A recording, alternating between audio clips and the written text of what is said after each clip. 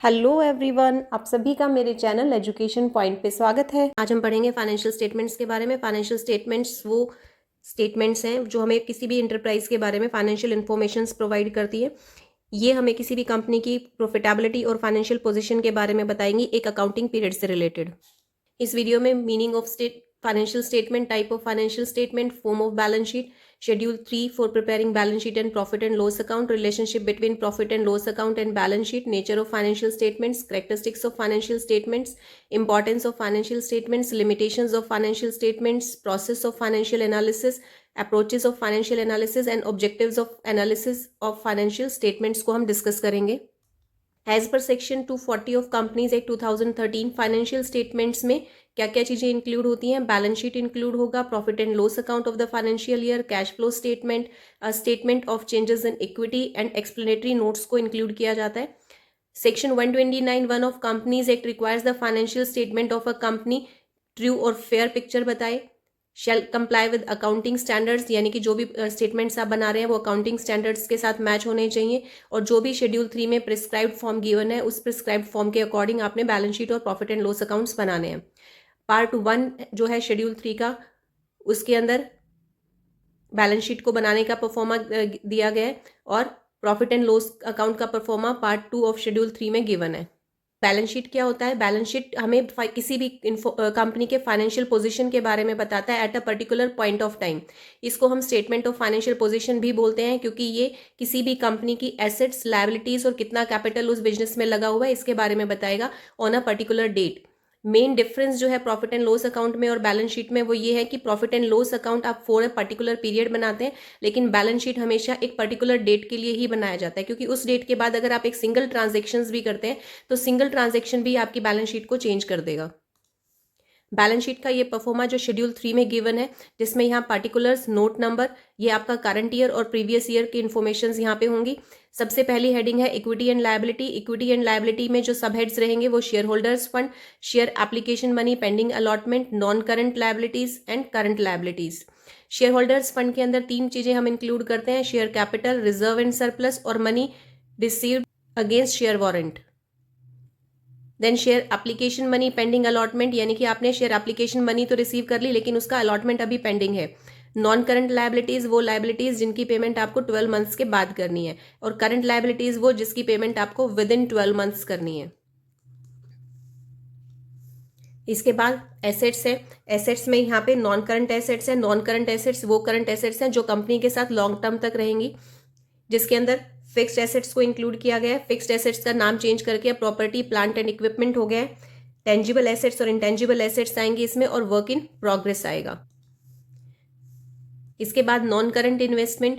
Non current investment के साथ deferred tax assets, long term loan and advances और other non current assets आएंगी। Then current assets. Current assets वो assets होती हैं जो 12 मंथ के अंदर कैश में कन्वर्ट की जाएंगी, जैसे current investment, inventories, trade receivables, cash and cash equivalent, short term loan and advances and other assets, other current assets. Now, what are the characteristics of balance sheet? Portray the relationship between the assets and liabilities. Balance sheet हमें ये बताता है जिसमें एक side हमारी asset side होती है जो कि हमें बताता है कि हमारे पास कितनी प्रॉपर्टी है, और सेकंड साइड जो है वो सोर्सेज ऑफ एसेट्स बताएगा। सोर्सेज ऑफ एसेट्स मतलब इन एसेट्स को परचेज करने के लिए आपके पास पैसा कहाँ से आया, जैसे आपने लोन लिया या फिर इक्विटी, शेयर होल्डर्स फंड आपके पास था। तो ये जो दोनों साइड्स हैं ये दोनों साइड्स इक्वल होनी चाहिए। Total asset should be equal to total liabilities. Then prepared on a particular date. जो भी बैलेंस शीट हम बनाते हैं वो एक पर्टिकुलर डेट पे बनाते हैं, क्योंकि इसके बाद अगर एक सिंगल ट्रांजेक्शन भी की जाती है तो वो सिंगल ट्रांजेक्शन भी एसेट्स और लायबिलिटीज में चेंजेस लेके आता है। Then shows the financial position. जो बैलेंस शीट है वो किसी भी ऑर्गेनाइजेशन के फाइनेंशियल पोजीशन को शो करता है, क्योंकि ये गोइंग कंसर्न कंसेप्ट के अकॉर्डिंग बनाया जाता है। तो इससे हमें पता लगता है कि हमारी कंपनी में कितनी एसेट्स हैं और कितनी लायबिलिटीज हैं जो हमें पे करनी है। It is not based on absolute facts, but it is influenced by the accounting assumptions and personal judgment. Personal judgment कैसे? फॉर एग्जाम्पल आपको डेप्रिसिएशन चार्ज करना है, तो डेप्रिसिएशन को चार्ज करने के लिए आपके पास 2 मेथड्स हैं, रिटन डाउन मेथड और स्ट्रेट लाइन मेथड। तो आप कौन सा मेथड चूज करेंगे ये आपके ऊपर डिपेंड करता है। Form of balance sheet. Balance sheet को बनाने के 2 फॉर्म्स अवेलेबल है। First is liquidity form and the second one is permanency order. Liquidity order में क्या है? An asset which is most easily convertible into cash, जो एसेट बहुत जल्दी क्विकली आप उसको कैश में कन्वर्ट कर सकते हैं, जैसे कि कैश इन हैंड है, वो आपके पास कैश में ही है, तो वो सबसे पहले लिखा जाएगा। और अगर हम लायबिलिटी साइड की बात करें तो वो लायबिलिटी जिसकी पेमेंट आपको सबसे पहले करनी है वो सबसे पहले लिखी जाएगी, तो इसको बोलते हैं liquidity order.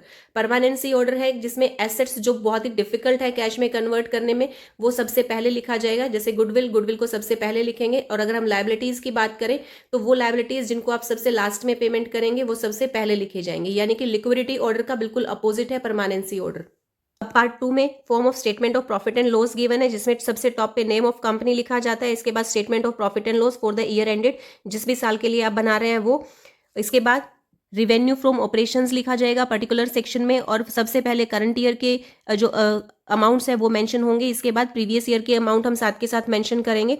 Then revenue from operations, जो आप day to day activities perform कर रहे हैं उससे आपको कितना रिवेन्यू जनरेट हो रहा है वो यहाँ पे मेंशन होगा।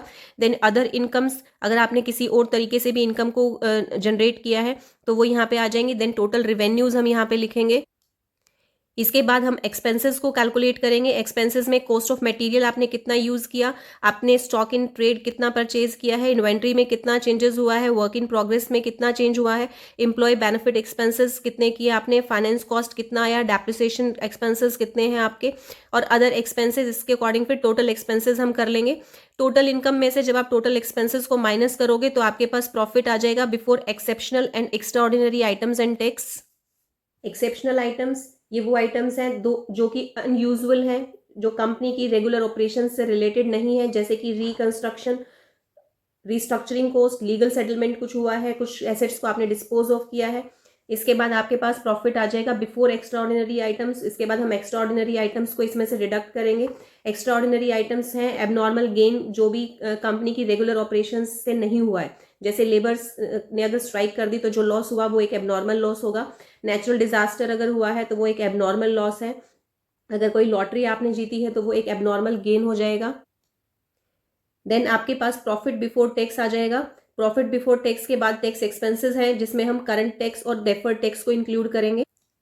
Deferred tax is the amount of income tax payable in future period in respect of taxable differences. This tax is payable in future, तो ये जो टैक्स है ये फ्यूचर में पेबल होता है। इसमें डेफर्ड टैक्स एसेट्स आपकी जब अराइज होती हैं जब प्रॉफिट आपका कम है, टैक्सेबल बुक प्रॉफिट कम है टैक्सेबल प्रॉफिट से, और डेफर्ड टैक्स लायबिलिटी अराइज होगी अगर आपका बुक प्रॉफिट ज्यादा है टैक्सेबल प्रॉफिट से। इसके बाद हमारे पास प्रॉफिट आ जाएगा for the period from continuing operations. Then profit from discontinuing operations को हम लिखेंगे tax expenses of the discontinuing operations, उसमें से टैक्स जो जितना भी आपने पे करना है डिसकॉन्टिन्यूइंग ऑपरेशंस का टैक्स वो मेंशन हो गया। प्रॉफिट और loss from discontinuing operations after tax. 11th number पे जो हमने टैक्स प्रॉफिट कैलकुलेट किया था for the period from continuing operations, इसमें से प्रॉफिट फ्रॉम डिसकॉन्टिन्यूइंग ऑपरेशंस को हम ऐड कर देंगे। Then earning per share calculate करेंगे। अर्निंग पर शेयर दो तरीके से कैलकुलेट होगा, बेसिक और डाइल्यूटेड। बेसिक में आप कॉमन शेयर जितने भी आपके पास है उससे टोटल इनकम को, टोटल प्रॉफिट को डिवाइड कर देंगे तो आपके पास अर्निंग पर शेयर आ जाएगा। वाइल डाइल्यूटेड ईपीएस इंक्लूड करते हैं कन्वर्टेबल सिक्योरिटीज को भी, employ stock options and secondary offerings जितने भी हैं उन सभी को का जो टोटल है शेयर्स का उससे हम प्रॉफिट को डिवाइड करेंगे।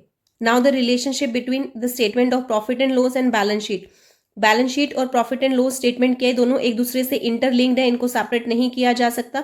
जो भी नेट प्रॉफिट आपका प्रॉफिट एंड लॉस अकाउंट में शो करता है वही प्रॉफिट एंड लॉस अकाउंट आपका, वही प्रॉफिट आपका बैलेंस शीट में जाएगा, और ये बैलेंस शीट को अफेक्ट करेगा दो तरीके से। फर्स्ट हैंड में ये अफेक्ट करेगा शेयर होल्डर्स फंड को, क्योंकि जितना भी प्रॉफिट आपने अर्न किया है वो शेयर होल्डर्स फंड में ऐड हो जाएगा।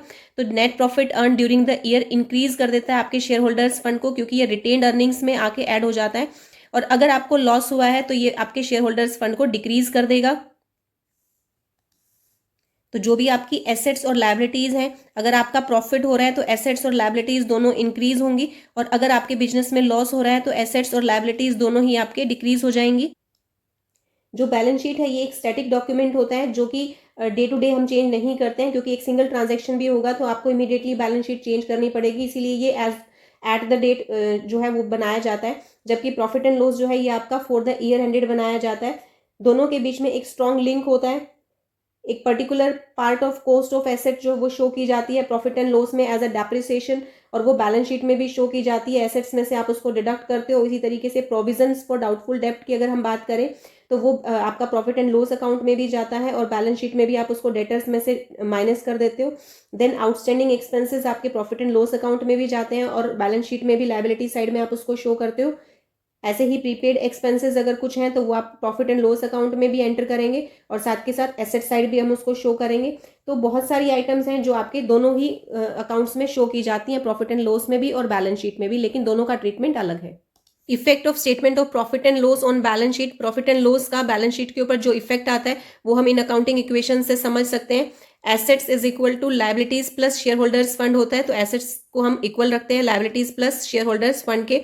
Share holders fund at the end of the year are equal to share holders fund जो बिगिनिंग में आपके पास थे, प्लस अगर आपको नेट प्रॉफिट हुआ है तो ये आपके पास at the end of the year आ जाएगा शेयर होल्डर्स फंड। ऐसे ही एसेट्स जो है वो आपकी liabilities plus share holders fund हो गया इन the beginning plus net profit.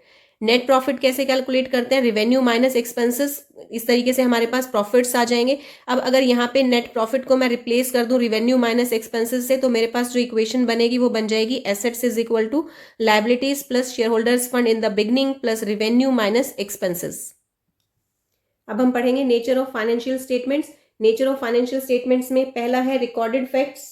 Recorded facts का मतलब है कि फाइनेंशियल स्टेटमेंट्स में वो डेटा यूज किया जाता है जो कि आपने अकाउंट्स में रिकॉर्ड किया है। फॉर एग्जांपल जो भी फिगर्स कैश इन हैंड है, cash at bank, bill receivable, debtors, cost of fixed assets, ये सभी रिकॉर्डेड फैक्ट्स है। फाइनेंशियल स्टेटमेंट किसी भी अनरिकॉर्डेड फैक्ट को यूज नहीं करता है।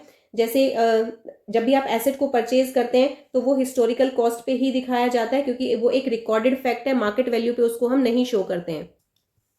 Next is accounting conventions. Accounting conventions क्या है? ये सर्टेन फंडामेंटल प्रिंसिपल्स हैं जिनको वाइडली एक्सेप्ट किया गया है फाइनेंशियल स्टेटमेंट्स को प्रिपेयर करते time. For example convention of conservatism. Convention of conservatism क्या कहता है कि आपकी कंपनी में अगर कोई लॉस होने वाला है तो हम उसको पहले ही नोट डाउन कर लेंगे। For example provisions for debtors, तो ये हम किस लिए बनाते हैं? इसी प्रिंसिपल के अकॉर्डिंग इसको बनाया जाता है। देन क्लोजिंग स्टॉक को जो वैल्यू किया जाता है वो कॉस्ट और रियलाइजेबल कॉस्ट दोनों में से जो कम होगी उसके अकॉर्डिंग हम उसको वैल्यू करेंगे। तो इट मीन्स जो बिजनेस की पोजीशन है वो फाइनेंशियल स्टेटमेंट से बेटर भी हो सकती है क्योंकि इस तरह की कंजर्वेटिव प्रिंसिपल की वजह से और रियलाइजेबल वैल्यू या कॉस्ट जो भी कम होगा उसके अकॉर्डिंग हम उसको रिकॉर्ड करते हैं। Then personal judgment.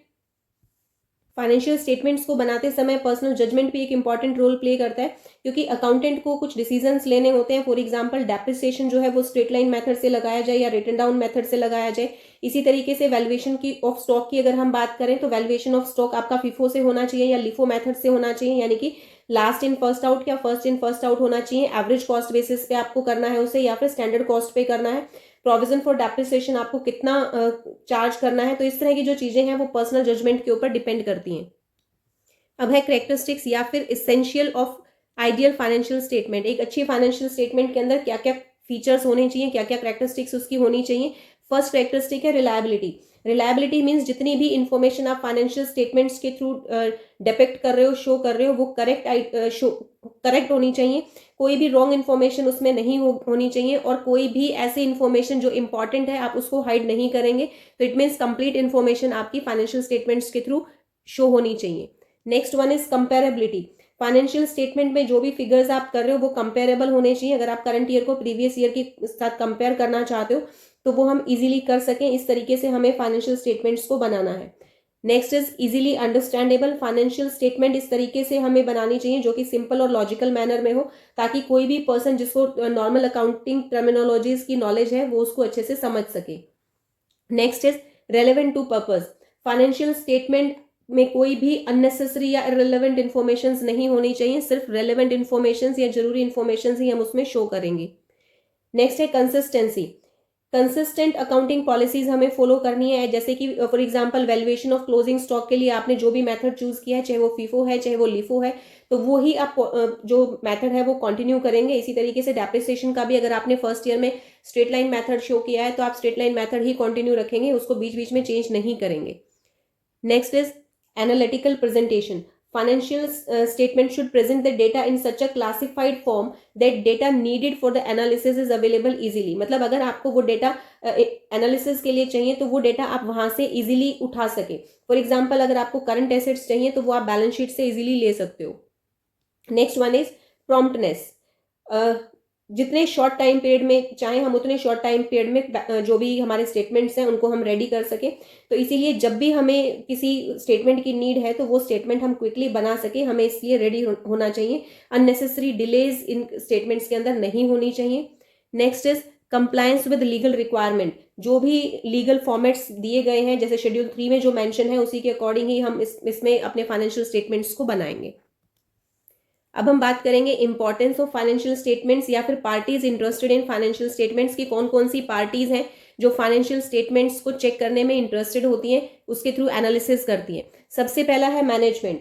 Financial statement management को प्रॉफिटेबिलिटी चेक करने में या किसी भी डिपार्टमेंट की परफॉर्मेंस चेक करने में हेल्प करती है, तो ताकि वो अच्छे से डिसीजन मेकिंग कर सके और फ्यूचर के लिए प्लानिंग कर सके। तो ये मैनेजमेंट के लिए बहुत ही इंपॉर्टेंट इंफॉर्मेशन प्रोवाइड करते हैं। Next is share holders.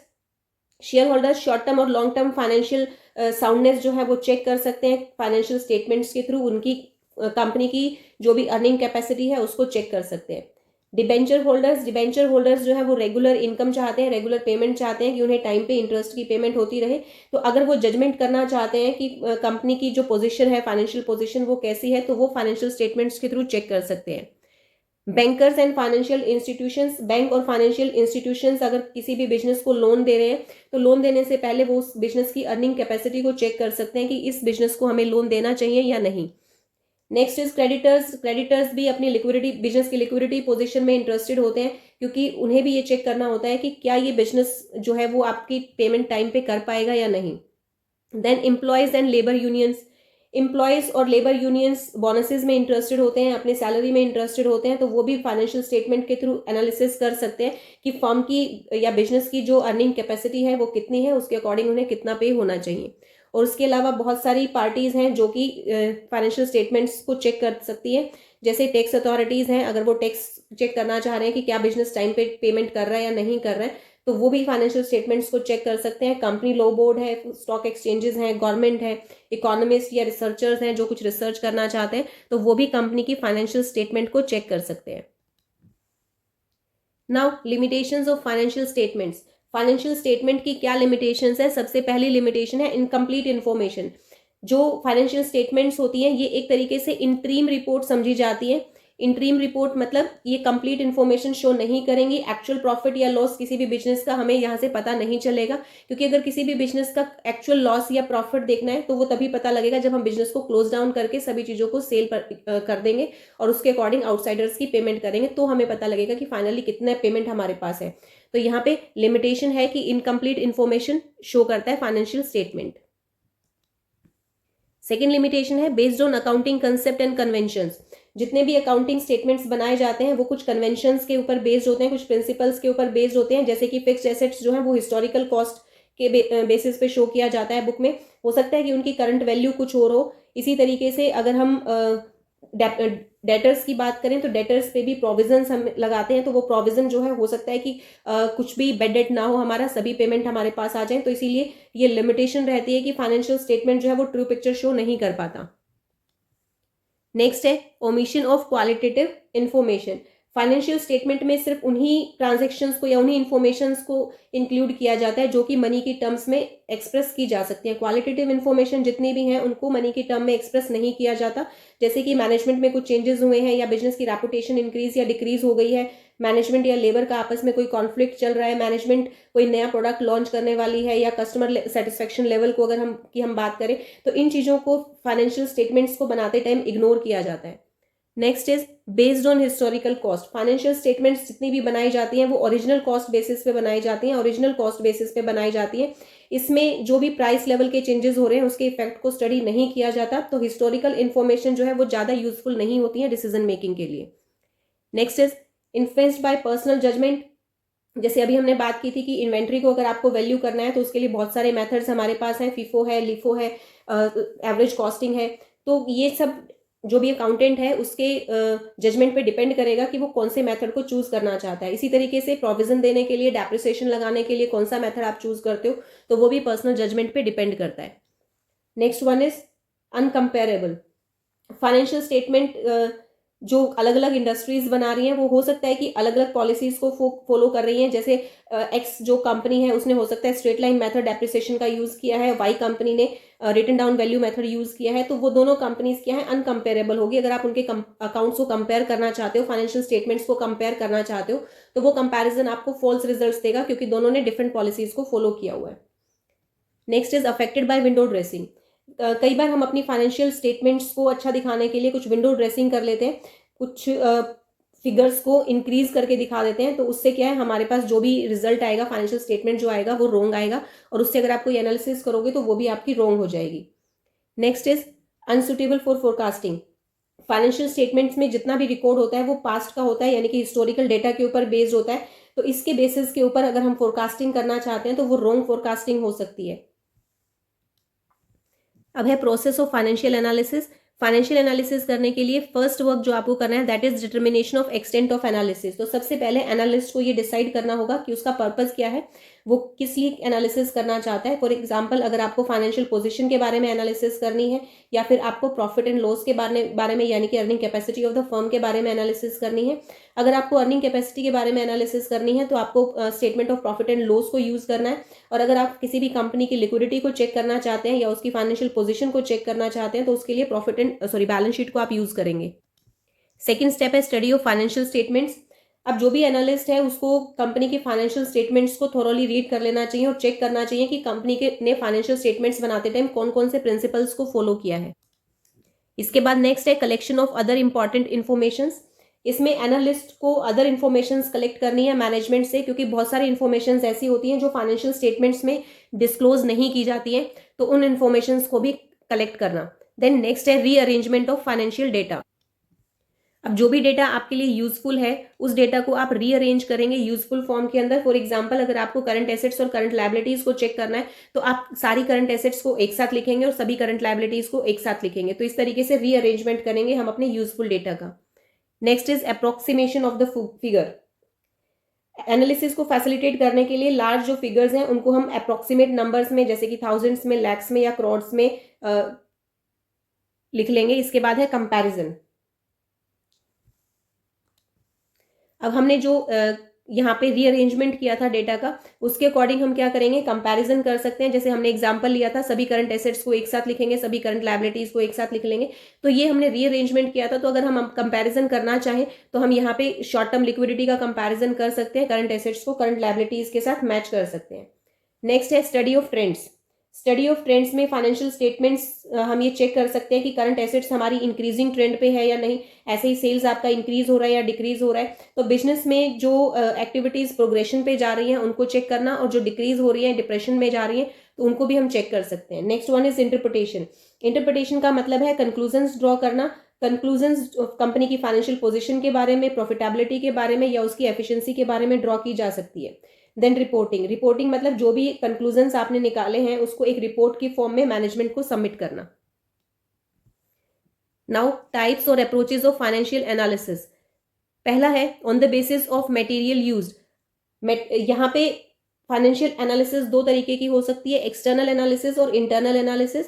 External analysis हमेशा आउटसाइडर्स जो है बिजनेस में उनके द्वारा की जाती है, जैसे कि इन्वेस्टर्स हो गए, फाइनेंशियल इंस्टीट्यूशंस हो गए, गवर्नमेंट एजेंसीज हो गई, रिसर्चर्स हो गई।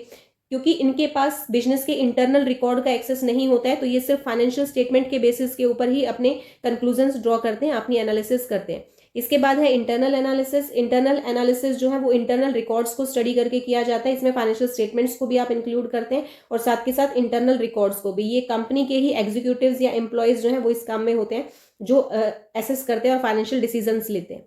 नेक्स्ट है on the basis of process of analysis. सबसे पहला है हॉरिजॉन्टल एनालिसिस।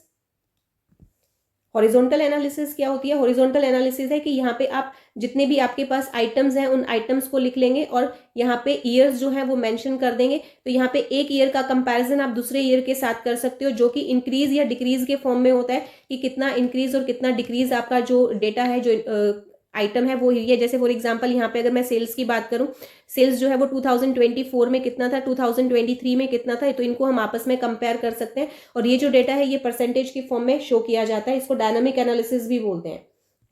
इसके बाद है वर्टिकल एनालिसिस।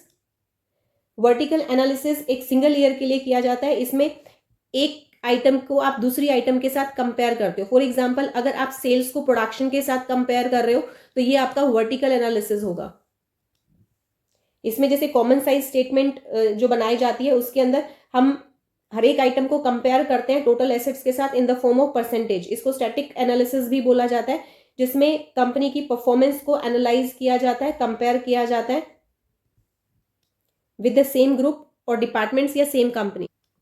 अगर हम यहाँ पे हॉरिजॉन्टल एनालिसिस और वर्टिकल एनालिसिस दोनों को कंपेयर करें तो वर्टिकल एनालिसिस इतनी ज़्यादा यूजफुल नहीं होती है, क्योंकि इसमें एक सिंगल पीरियड के ही एनालिसिस की जाती है। लेकिन अगर हम हॉरिजॉन्टल एनालिसिस की बात करें तो हॉरिजॉन्टल एनालिसिस आपको ट्रेंड बताता है, करंट चेंजेस बताता है, एंटरप्राइज में क्या हो रहे हैं, तो इसलिए हॉरिजॉन्टल एनालिसिस ज़्यादा सिग्निफिकेंट है एनालिसिस के बेसिस पे। अब हम बात करेंगे ऑब्जेक्ट्स या purpose of analysis of financial statements. Financial statements जो हमने बनाई है उनकी एनालिसिस क्यों की जाती है, उसका ऑब्जेक्टिव क्या है एनालिसिस का। सबसे पहला ऑब्जेक्टिव है to know the earning capacity और प्रॉफिटेबिलिटी। जो भी फाइनेंशियल स्टेटमेंट्स बनाई जाती हैं उसके अकॉर्डिंग हमें ये पता लगता है कि कंपनी की फाइनेंशियल पोजीशन कितनी है, क्या हम एडिक्वेट प्रॉफिट अर्न कर रहे हैं, जितनी कैपिटल हमने बिजनेस में लगाई है क्या उतनी कैपिटल के थ्रू हम एक सफिशिएंट प्रॉफिट अर्न कर पा रहे हैं या नहीं कर पा रहे हैं, तो और हमारे प्रॉफिट्स इंक्रीज हो रहे हैं डिक्रीज हो रहे हैं over the year. Next is to know the solvency. Solvency मतलब कि शॉर्ट टर्म लायबिलिटीज जो आपकी हैं और लॉन्ग टर्म लायबिलिटीज हैं उनको आप टाइम पे कर पा रहे हो या नहीं कर पा रहे हो। जब भी वो लायबिलिटीज अराइज होती है तो आपके पास सफिशिएंट फंड अवेलेबल है या नहीं है उन लायबिलिटीज को पे करने के लिए। Next is to know the financial strength. किसी भी कंपनी की फाइनेंशियल एनालिसिस जब आप कर रहे हो तो आपको कुछ क्वेश्चंस के आंसर्स बहुत इजीली मिल जाते हैं। फॉर एग्जांपल आपको कितने फंड्स की रिक्वायरमेंट है न्यू मशीन परचेज करने के लिए, न्यू इक्विपमेंट परचेज करने के लिए, और क्या ये फंड्स इंटरनली सोर्सेज से मिल सकते हैं आपको या नहीं मिल सकते हैं।